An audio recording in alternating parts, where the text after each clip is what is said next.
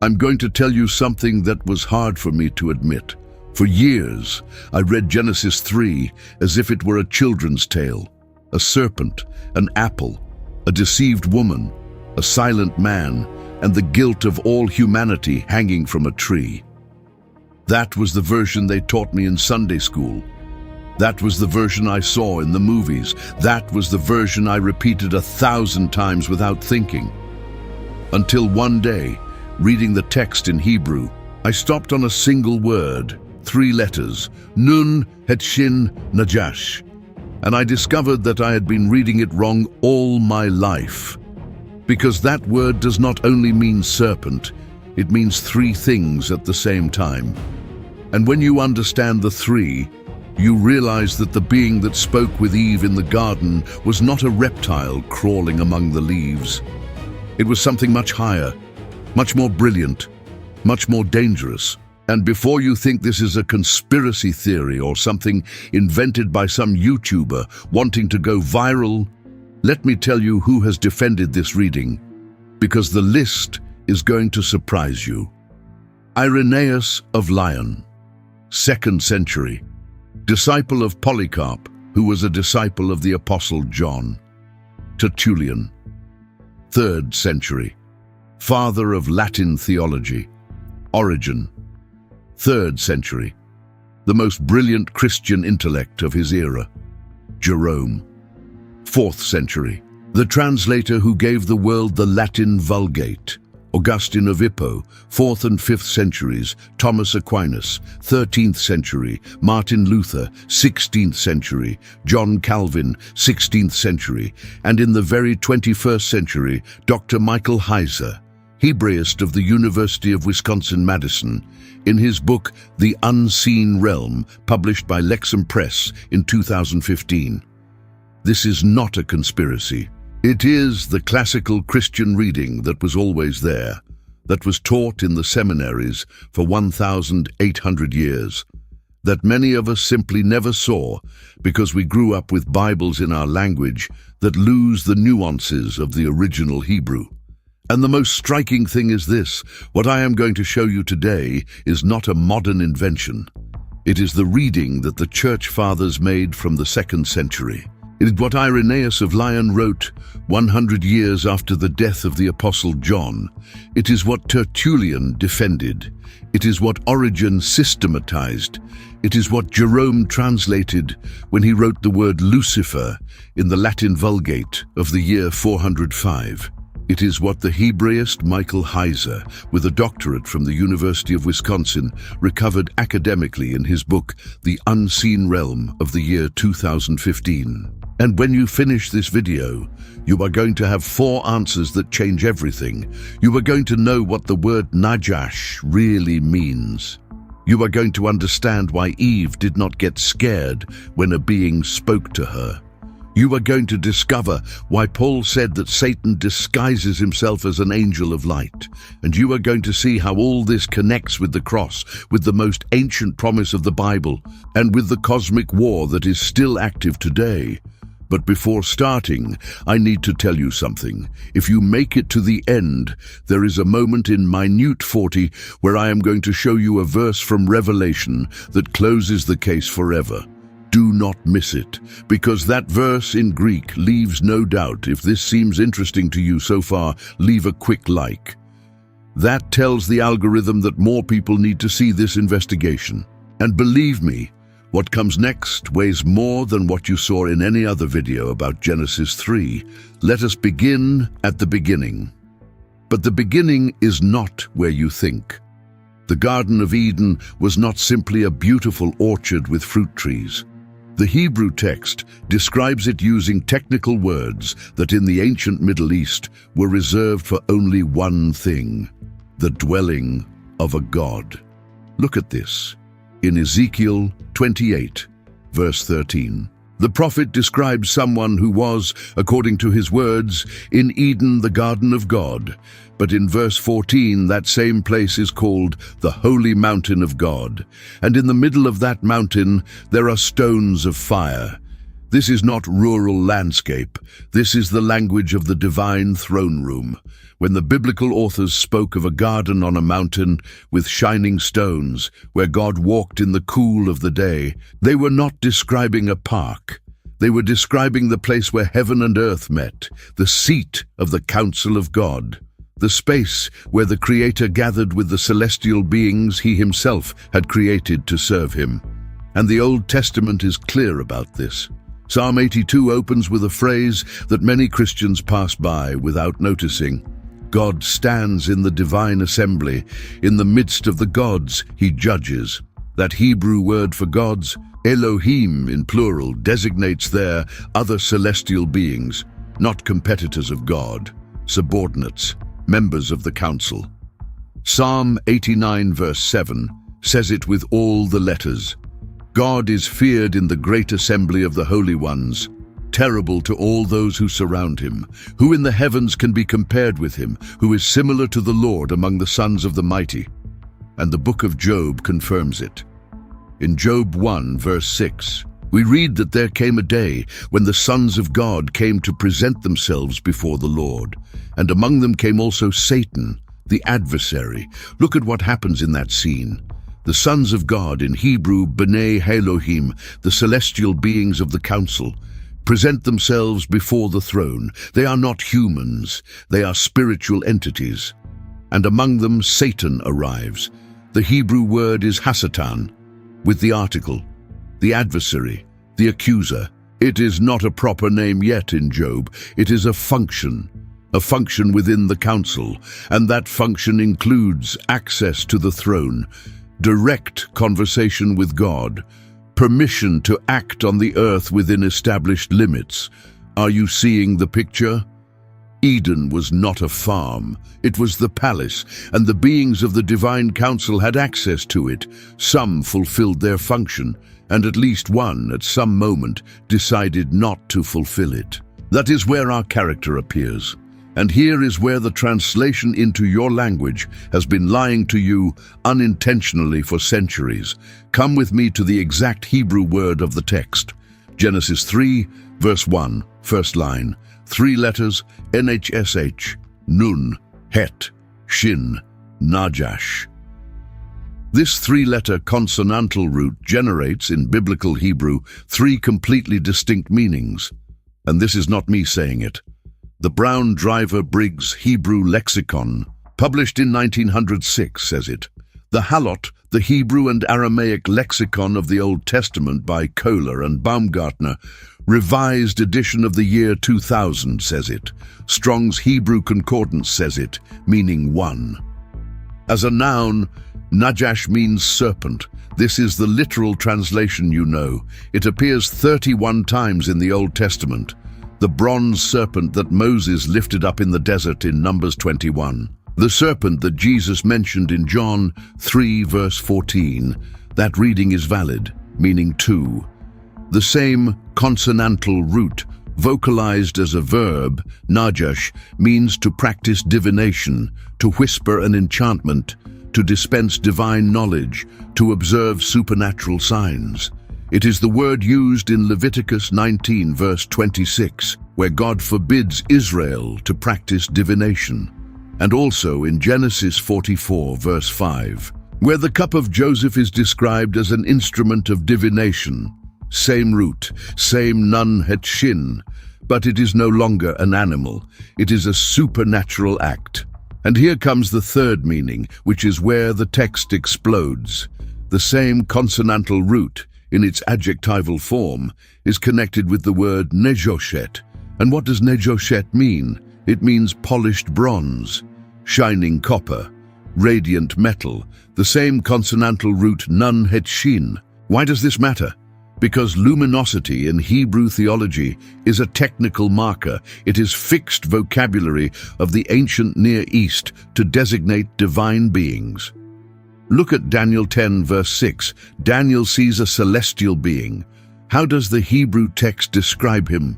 His arms and his feet, like the gleam of polished bronze. The exact words are nejoshet kalal, shining bronze, same root as najash.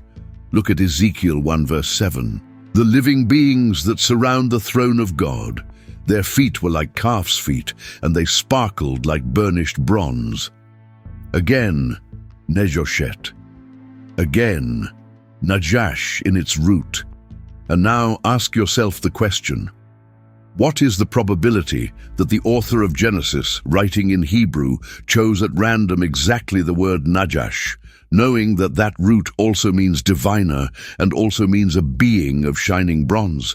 Do you really believe it is coincidence? Dr. Michael Heiser, Hebraist who dedicated his life to the study of the ancient Middle East, proposed in his book The Unseen Realm, chapters 10 and 11, that the author of Genesis 3 is using what in linguistics is called a triple entendre, a word that is loaded intentionally with three simultaneous meanings: the serpent that is a serpent, the serpent that is a diviner, the serpent that is shining. And let me tell you something that happens every day in Christian universities around the world.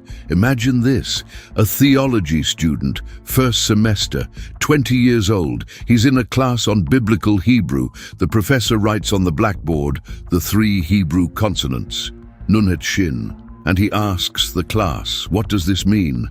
Everyone responds, serpent. The professor nods, and then he writes the same root next to it, vocalized in another way. And he says, and this, silence. And then he writes the third one, and he says, and this, more silence. The professor smiles and says a phrase that student will remember the rest of his life. The Bible has three layers: the one you read in your language, the one your pastor read in the seminary, and the one the original author wrote.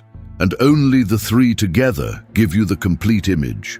That is exactly what is happening in Genesis 3.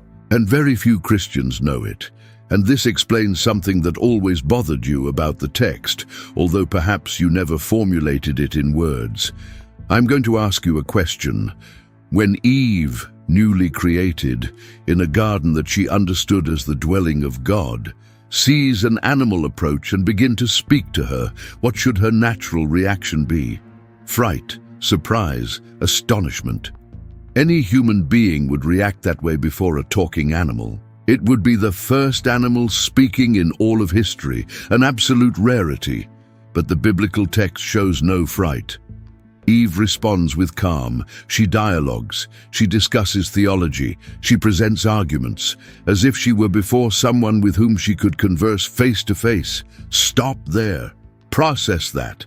Eve did not get scared. Why did she not get scared? Because the being that approached her was not below her.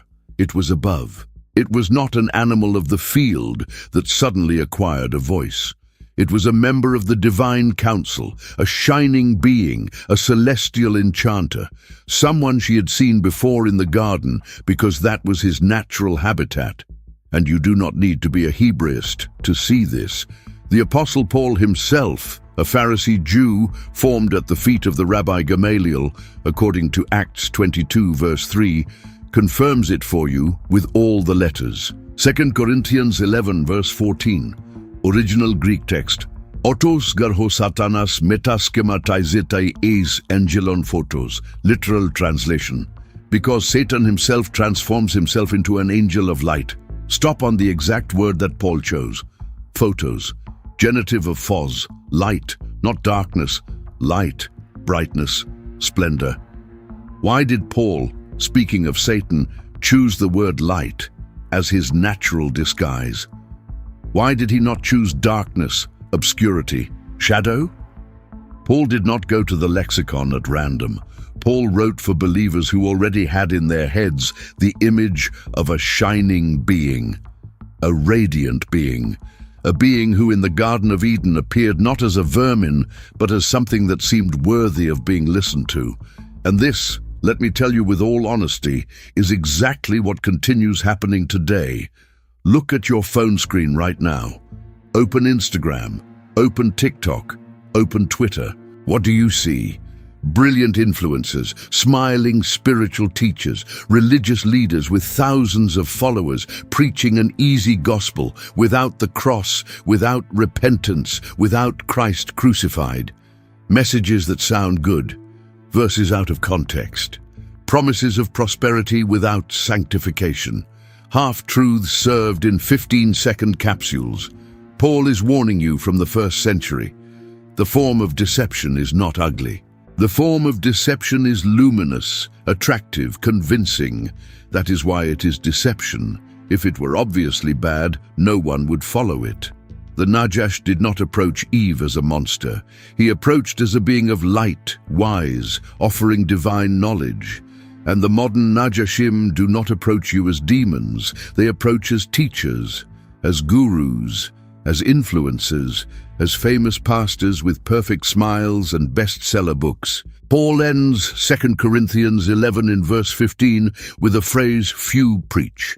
So it is no surprise if his ministers also disguise themselves as ministers of righteousness, whose end will be according to their works. There are disguised ministers. There are false lights. And learning to distinguish them is one of the most important spiritual lessons you are going to have in all your life. And here is where the story begins to open deeper layers. Because the inevitable question is this: if the Serpent of Eden was a shining being of the divine counsel, when did he fall? Why did he fall? And where does the Bible say that? If you have made it this far, give the video a like. That helps more people who are investigating these themes find this investigation, and I assure you that what comes is even more impactful. Let us go to Isaiah chapter 14, and here I need you to pay attention, because I am going to show you something that almost no one knows about the word Lucifer. Isaiah 14 verse 12, in the original Hebrew. Aik nafalta mishamayim, Hillel ben Shashar. How have you fallen from heaven, O Hillel, son of the dawn? This word Hillel is what in Hebrew is called a hapax legomenon. It appears exactly once in all of the Hebrew Bible. Once, in this verse, in no other place. And it derives from the root halal, which has two semantic fields. It means to shine, to gleam, and it also means to praise, to glorify oneself, to boast. Hillel, translated, means the brilliant one, the resplendent one, the one who shines, the son of the dawn. Now here is where the story becomes fascinating. In the year 405 after Christ, the monk Jerome finished the translation of the Bible into Latin. This translation was called the Vulgate. When Jerome arrived at Isaiah 14:12, he translated Hillel ben Shachar into Latin as Lucifer. And here comes what almost no one has told you. Lucifer was not originally the name of the devil. Lucifer is a compound Latin word. Lux means light. Fere means to carry, to bear. Lucifer means bearer of light. And in the Roman Latin of the 4th century, Lucifer was the name given to the planet Venus when seen before dawn, the morning star. And this is going to surprise you. Jerome uses the word Lucifer in Latin, also in other places of the Bible that have nothing to do with Satan. In Job 11, verse 17, Lucifer simply means the dawn. In Job 38, verse 32, it designates a constellation. And in 2 Peter 1, verse 19, the Vulgate uses the word Lucifer to refer to Christ, calling him the morning star that rises in our hearts. Yes, you read correctly. Lucifer in the Latin Vulgate is also a name of Christ, and there was even a Christian bishop of the 4th century named Saint Lucifer of Cagliari, who died in the year 370. Imagine being called that today. So, when did Lucifer become a proper name of the devil? That transition was consolidated by later tradition. Origen, in his work On First Principles, Book 1, Chapter 5, Section 5, written around the year 230, was the first to systematize the reading of Isaiah 14 and Ezekiel 28 as descriptions of the primordial fall of Satan. Tertullian, in his Adversus Marcionum, did the same. Augustine of Hippo, in the City of God, Thomas Aquinas in the Summa Theologica, but the moment that crystallized the image of Lucifer in the Christian imagination was much more recent. Year 1667. England. A blind poet named John Milton publishes an epic poem of 12 books titled Paradise Lost. In Book 1, lines 80 onward, and in Book 5, lines 659 to 60, Milton portrays Lucifer as an archangel of dazzling glory who rebels against God out of pride and pronounces the most famous phrase of English literature, "Better to reign in hell than to serve in heaven." Stop a second here, because this is going to shock you. Almost everything the average Christian thinks he knows about Lucifer, about how he looked before falling, about how he rebelled, about the legions of angels that followed him, about the war in heaven, about the divine debate, about the final humiliation, almost everything does not come from the Bible, it comes from Milton. Milton synthesized Isaiah 14, Ezekiel 28, Revelation 12, and the first book of Enoch into a single, unified narrative. And that narrative irreversibly molded the way the West reads the Bible. The paintings of William Blake, the sculptures of Gustave Doré, the Hollywood movies, the video games, the popular theology books, everything, to a greater or lesser degree, is drinking from the poetic imagination of Milton, not from the Hebrew and Greek manuscripts. Does this mean that the reading is false? No. It means that you have to distinguish what the text says from what tradition says. The patristic tradition from Origen, sustained for 1,800 years, reads Isaiah 14 as a description of the fall of Satan behind the king of Babylon. Modern scholars like John Oswalt, in his Nicot commentary on Isaiah of 1986, prefer to read it only as historical satire against a human king. Heiser and others sustain a dual reading. What is important is this: the text of Isaiah 14:12 says that there fell from heaven a shining being, son of the dawn, who said in his heart, "I will ascend to heaven, and I will be like the Most High." That is what the text says. The word Lucifer is the Latin translation of the Hebrew word Hillel, and the meaning is exactly the same. The one who was shining wanted to be more than God, and for that he was thrown down.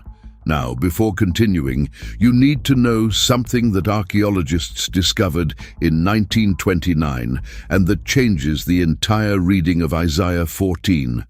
On the coast of Syria, there is an ancient city called Ras Shamra.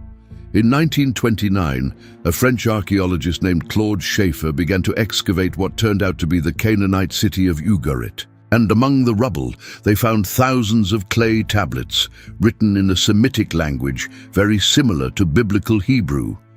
Those tablets contained the complete Canaanite mythology, lost for 3,000 years. Imagine for a moment the scene.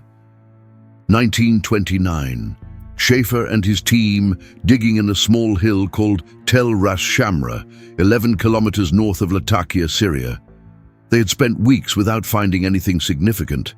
And suddenly, the shovels touch something hard. They begin to take out tablets of baked clay, hundreds, thousands, covered with a cuneiform writing that did not resemble anything known. It took years to decipher it. When they finally succeeded, they realized that they had in their hands the religious library of a Canaanite kingdom of the second millennium before Christ. And inside that library there were stories that illuminated, chapter by chapter, the Old Testament.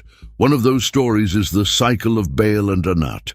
And inside that cycle there is a minor god called Athtar. Athtar means the terrible, the imposing one. Athtar is identified in South Arabian and Canaanite inscriptions with the planet Venus, the morning star. And what does Athtar do in Ugaritic mythology? When the principal god Baal dies temporarily, Athtar tries to take the divine throne on Mount Zaphon, the sacred mountain of the Canaanite gods. He climbs to the throne, but upon sitting down he discovers that he is physically too small. His feet do not reach the footstool. His head does not touch the back. Humiliated, he descends from the throne and goes down to govern the land below, the underworld. Now read Isaiah 14 verse 13 and 14. You said in your heart, I will ascend to heaven. On high, beside the stars of God, I will raise my throne. I will sit on the mountain of the assembly, on the farthest sides of Zaphon. I will ascend above the heights of the clouds. I will be like the Most High. Did you catch that? The exact words. To ascend to heaven, throne above the stars. Mountain of the assembly, Zaphon, the Most High. Isaiah is using deliberately the language of the Ugaritic myth of Athtar to describe what happened with the shining being, and the ancient readers, who knew that mythology perfectly, immediately understood the reference. He was not inventing images. He was using a cosmic language that his audience recognized as a description of a divine being fallen from pride. This is documented in multiple academic works. John Day, in his book Yahweh and the Gods and Goddesses of Canaan, published by Sheffield Academic Press in the year 2000.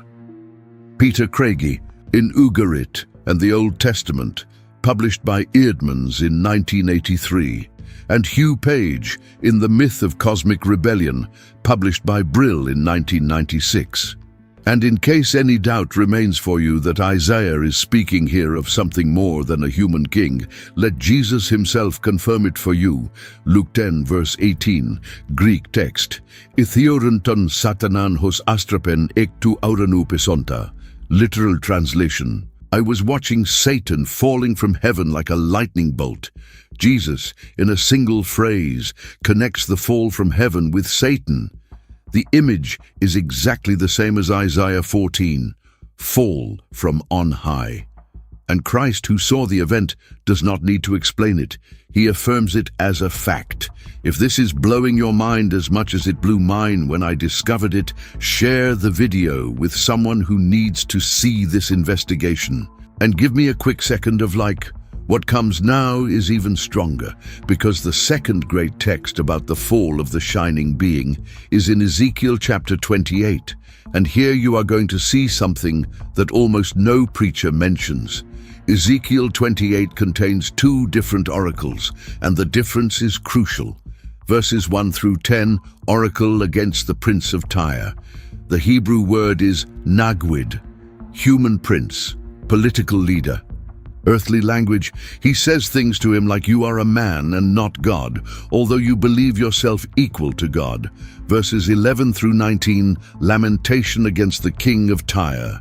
The Hebrew word changes. It is no longer nagid, it is melech, and the language changes completely. Look at the words. Verse 13, you were in Eden, the garden of God. Every precious stone was your covering. Verse 14, you were the anointed cherub, protector. I established you in the holy mountain of God. You walked in the midst of the stones of fire. Verse 15, you were perfect in all your ways from the day you were created. Stop. To what human king can this be applied?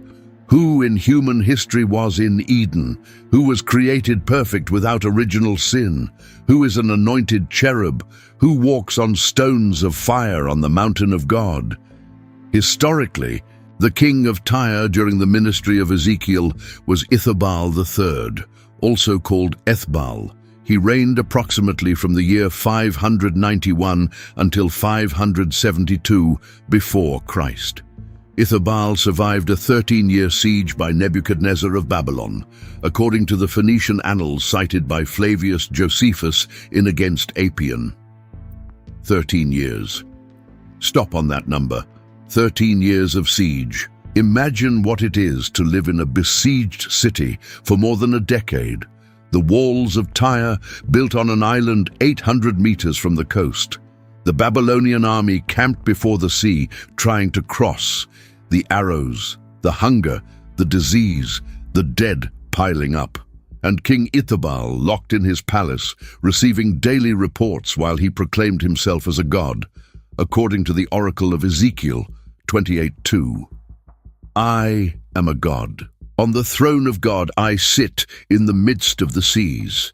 Those are the words that the prophet quotes from the mouth of the human king. But Ithobal was not in Eden. Ithobal was not a cherub. Ithobal was not created perfect. And here is where the patristic tradition enters. Tertullian, in Against Marcion, Book 2, Chapter 10, wrote that Ezekiel 28 describes the pride and the fall of the devil behind the king of Tyre. Origen confirms it in On First Principles. Jerome develops it in his commentary on Ezekiel. Modern scholars also discuss this. The British scholar Hector Patmore, in his doctoral thesis at the University of Durham of the year 2008, later published by the publisher Brill in 2012 with the title Adam, Satan, and the King of Tyre, demonstrated that the ancient communities read this text in radically different ways. The rabbis saw Adam or King Hiram. The Septuagint applied it to the Israelite high priest. The church fathers saw Satan. Daniel Block, in his Nikot commentary on Ezekiel, prefers to read the image as a parallel with Adam. But the Christian tradition sustained from the 2nd century and the textual arguments we have just seen support the view that behind the human king of Tyre, his fallen cosmic patron is glimpsed. The cherub who was in Eden, the shining being who filled himself with pride, the one who now disguises himself as an angel of light. Are you seeing the picture? Genesis 3 speaks of a najash, a shining diviner being, who tempts Eve. Isaiah 14 describes a Hillel, a shining one, who fell from heaven for wanting to be like God. Ezekiel 28 describes an anointed cherub who was in Eden and who was thrown out for pride. And all those texts, separated by centuries, are speaking about the same person. But one question remains: how does this story end? And here is where the Bible gives the most impactful turn of all, because from the first moment, from the first instant after the fall, God did not leave things like that. God pronounced a promise so powerful that 1,900 years later, when a Jewish carpenter was nailed to a Roman cross, that promise was fulfilled to the last letter. The promise is in Genesis 3, verse 15, and Christian theologians call it, since the 2nd century, the proto-evangelium, the first gospel, the first time in all of the Bible that the plan of salvation is announced. Read the text. I will put enmity between you and the woman, and between your seed and her seed. He will crush your head, and you will wound his heel. This sounds simple in your language. In Hebrew, it is much deeper than it seems. Let us go to the key word. Zerah. It means seed, descendants.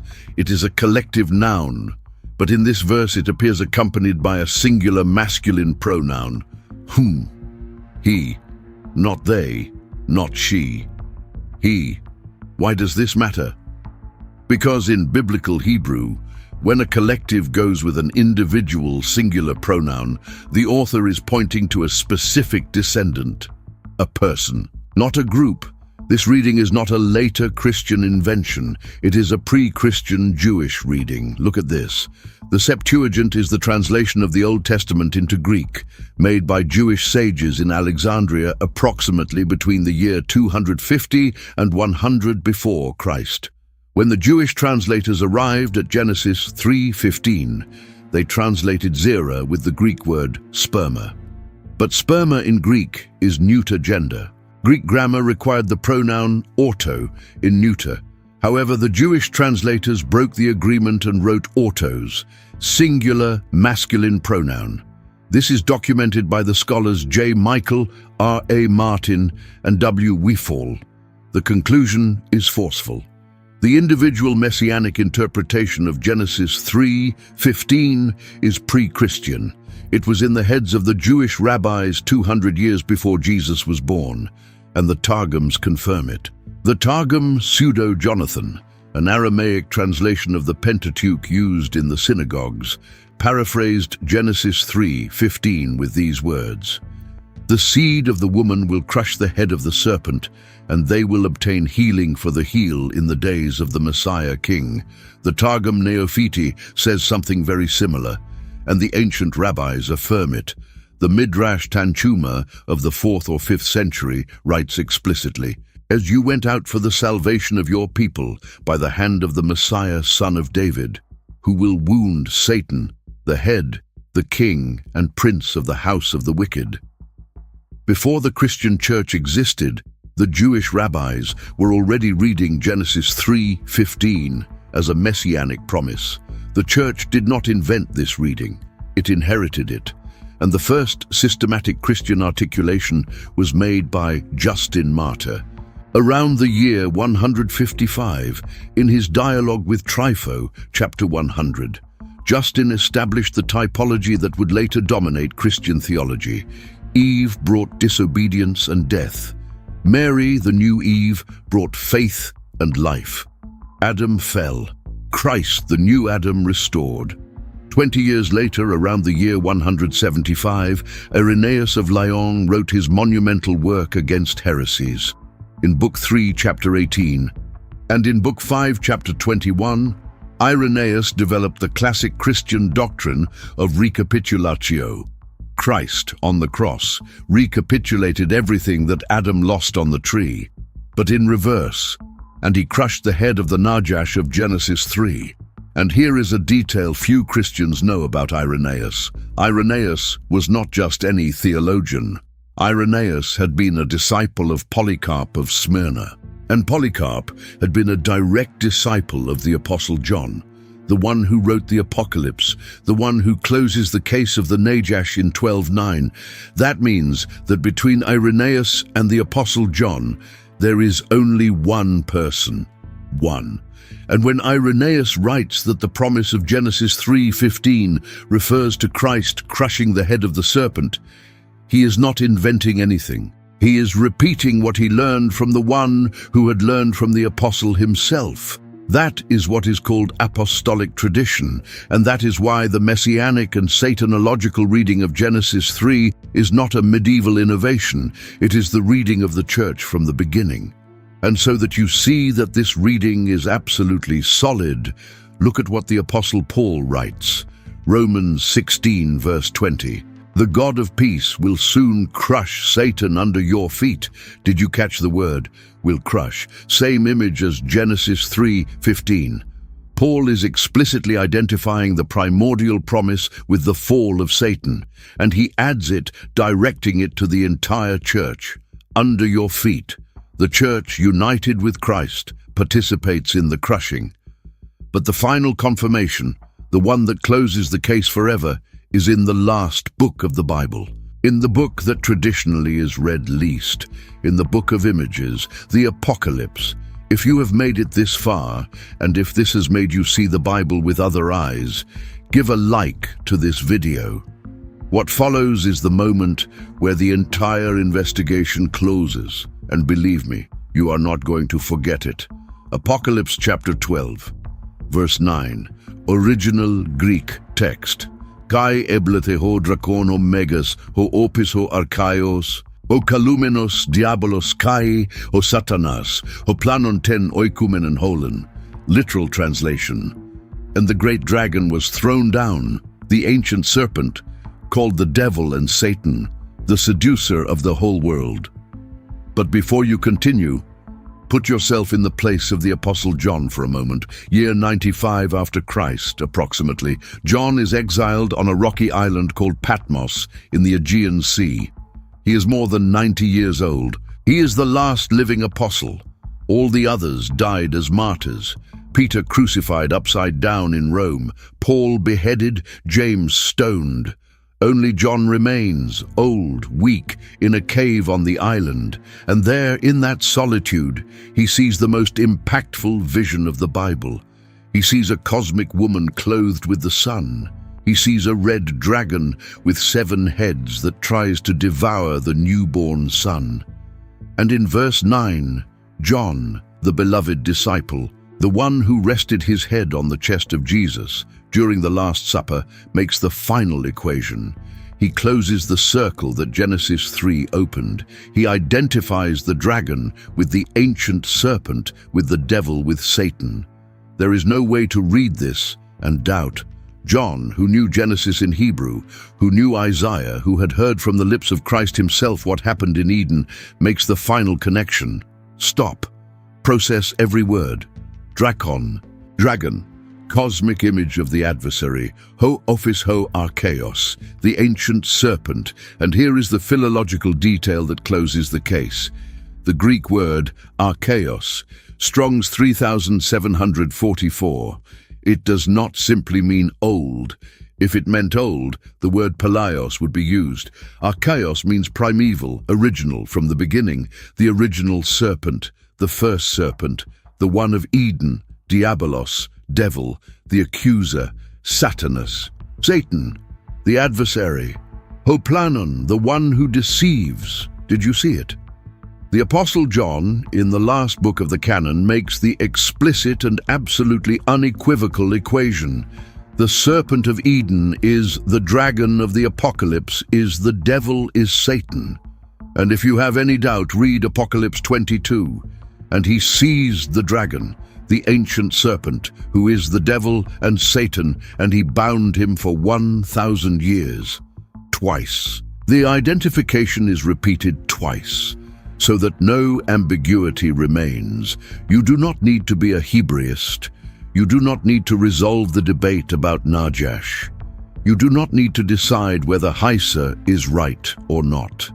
Apocalypse 12:9 in Greek makes the final connection, and the case is closed. And even before Christianity, the connection was already made in Judaism. The Book of the Wisdom of Solomon, written in Alexandria, approximately in the 1st century before Christ, says, in chapter 2, verse 24, "Through the envy of the devil, death entered the world." This is a direct allusion to Eden, and it proves that the Jews of the Second Temple already identified the serpent with the devil 200 years before the cross. But now comes the final twist, the one that recontextualizes everything you have seen. Because if you understand who the serpent really was, then you understand something even more profound. You understand the cross. Look at the pattern. The serpent of Eden was shining. He wanted to be like the Most High. He wanted to ascend to the mountain of the assembly. He wanted to sit on the throne of God, but upon trying to elevate himself, he was thrown down. Christ was the Most High. He is the true morning star. According to Apocalypse 22:16, he is the light of the world, according to John 8:12. But Christ, according to Philippians 2 verses 6 through 8, did not consider being equal to God a thing to be grasped, but emptied himself, taking the form of a servant. He humbled himself, becoming obedient unto death and the death of the cross. Did you catch the inversion? The shining one who wanted to elevate himself fell. The true shining one voluntarily descended. The serpent tried to usurp the throne. Christ renounced his, and by renouncing it, he recovered everything. Hebrews 2 verse 14, so that through death he might destroy the one who had the power of death, that is, the devil. 1 John 3 verse 8, for this purpose the Son of God was manifested, to undo the works of the devil. Romans 16:20 again. The God of peace will soon crush Satan under your feet. The promise of Genesis 3:15 was fulfilled at Calvary. The head of the ancient serpent was crushed when a Roman nail pierced the heel of Christ, and the inversion is perfect. What seemed like the victory of the adversary was the definitive victory of the Messiah. I want you to see something in that image. An image that is worth more than 1,000 sermons. On the mountain of the assembly, the shining being wanted to ascend and was thrown down. On Mount Calvary, the true Son of the Most High was lifted up on a cross, and by being lifted up, he drew all to himself. By being nailed, he freed all. By dying, he killed death.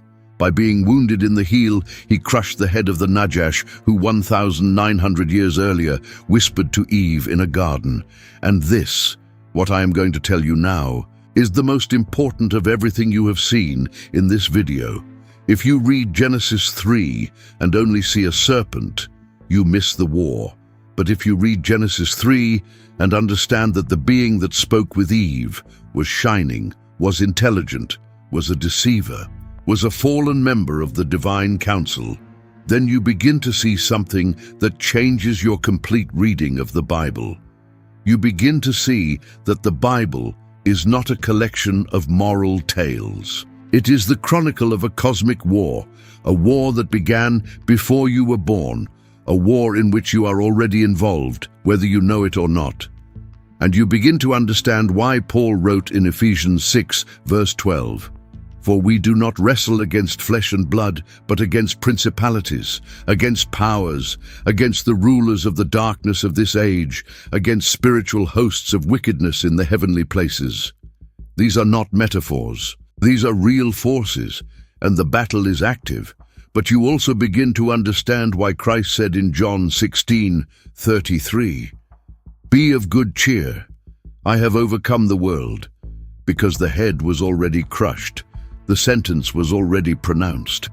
The najash was already defeated on the cross. What remains is the final fulfillment, when, according to Apocalypse 20:10, the devil is thrown into the lake of fire forever. Meanwhile, there is something you can do now, today, in this moment. You can stand on the correct side of the war. Imagine this scene: Sunday morning, a full church. The music plays, the lights are perfect, everyone sings with their hands raised. And in the middle of the service, an elder of the congregation opens his Bible and whispers in the ear of the one beside him. Look at this. And he points him to Genesis 3:15. The first promise, the one that was fulfilled on the cross. The other man, who had come to church for the first time in years because his marriage was falling apart, reads the verse. And for the first time in a long time, he understands. He understands that the war he lives in his house, the fights, the frustration, the exhaustion, is not only a human war, it is the shadow of a much more ancient war. And he understands for the first time that the solution is not to try harder. The solution is to hold on to the one who already crushed the head of the ancient serpent. That is the difference this text makes. When you understand the najash, you understand that your life is part of a greater story. Because in this story, there are only two types of people. Those who follow the najash, allowing themselves to be seduced by the promise of being like God without God. And those who follow the true Son of the Most High, who humbled himself to lift you up.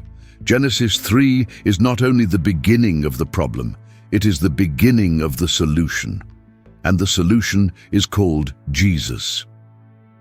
When you read Genesis 3 with the eyes of a child, you see a serpent and an apple. When you read Genesis 3 with the eyes of the original Hebrew, you see the shining najash. When you read Genesis 3 with the eyes of the Apocalypse, you see the dragon already defeated. And when you read Genesis 3 with the eyes of Calvary, you see the promise fulfilled in blood. The ancient serpent was defeated. The first gospel was fulfilled. The cross was planted in the exact place where the tree of knowledge had become a tree of death, and the tree of death was transformed by the blood of the Lamb into the tree of life. Think about that for a second. Think about what it means. In Eden there was a tree. Man ate from the wrong tree and died. On Calvary there was another tree, the Roman cross, made of wood. The second Adam, Christ, was hung on that tree. And by being hung, he rescued humanity. The tree that killed the first one was the path to the tree that gave life to the second. And the verse that closes everything is in Apocalypse 22:2. In the middle of the street of the New Jerusalem is the tree of life that produces 12 fruits, and the leaves of the tree are for the healing of the nations. Did you catch the perfect symmetry? The forbidden tree of Genesis 3 becomes the tree of Calvary, which becomes the tree of life in the Apocalypse. 3 trees, one single story. And everything revolves around the moment when the shining najash whispered the first lie and the war began. That is the story that the Hebrew text wanted to tell you. That is the story that the translation into your language almost hid from you. That is the story that Irenaeus understood in the 2nd century, that Paul understood in the 1st century. that the rabbis of the Targum understood before Christ, that Heiser recovered academically in 2015, and now that story is yours. If this impacted you, leave a like. Share it with someone who needs to see Genesis 3 with new eyes. And leave me in the comments a single word, the original Hebrew word that changed everything, najash.